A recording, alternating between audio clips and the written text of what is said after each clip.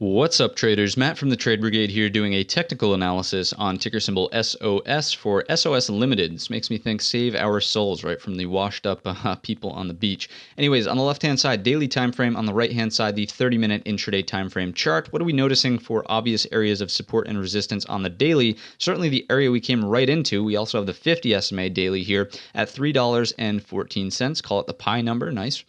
For any of you math wizards out there. To the downside, what do we see as support? Certainly here at $2.55. I'd argue right in the middle of the range, we also have an area to pay attention to simply because we have lots of upper wicks that were stacked at that area. That's 285. It's also the 50% mark of this overall range that we're in. So it's noteworthy to just keep that on your radar. Bullish if we keep above it, more bearish if we start trading underneath it. It's as simple as that. To the left, if we just look, for prior targets to the upside, because we'll talk about balance rules in just a moment, I'd say 355 makes a nice one to the upside. And of course, our low here at $2.27 would be the downside target if we break out of balance. Now, what do I mean by balance rules and discussing, those outcomes? Well, let me enlarge that a bit here. I'd certainly just, inform you that here's your area of balance. If we break it to the upside, generally what you look for is a doubling of the range. And of course, what stands in our way is that $3.55 area of resistance that we just mapped out. So instead of looking for the pure double all the way up to about $3.70, also the 200 SMA, the green line on our charts baked in up here as well,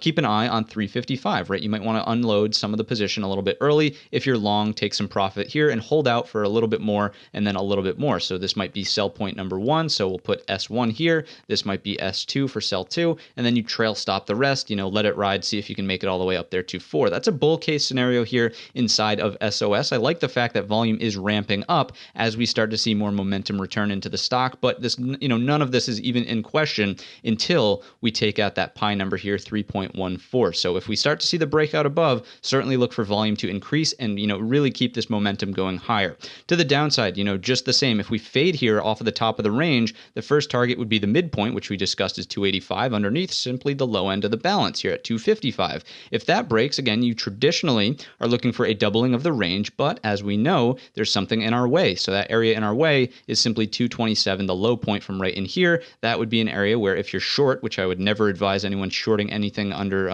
$5 essentially for any type of swing trade. But if you're short here, maybe it's on an intraday basis, you unload some of the position here and hold out to see if you can monitor for a continuation lower here, maybe into $2, the nice round number. So that is the downside case simply based on the daily perspective. We talked about the upside case. If I just zoom this back out just to, make you aware, let me actually pop on auto mode here, just to make you aware of what it would take to even, remotely come back up to $15. If you're someone who's long bag holding from up here, look at the amount of volume that was transacting here on that momentum move and look at the amount of volume that's just barely coming into the stock right now. So if you're someone who really wants to see this thing pop, if you're trying to hold out until 10, even 9, 10, somewhere in here, volume is going to be your friend. If you see volume start to fade out again and it just dries up, it's kind of going to be game over here. And I would imagine that the daily downtrend remains in effect and it just dribbles lower, probably closer to that $2 floor. Let's focus our attention now back to the 30-minute time frame chart, see if we got the levels right, if there's anything else that we're missing here. Certainly in terms of those areas of support and resistance, you can just see how well they line up on that 30-minute perspective chart.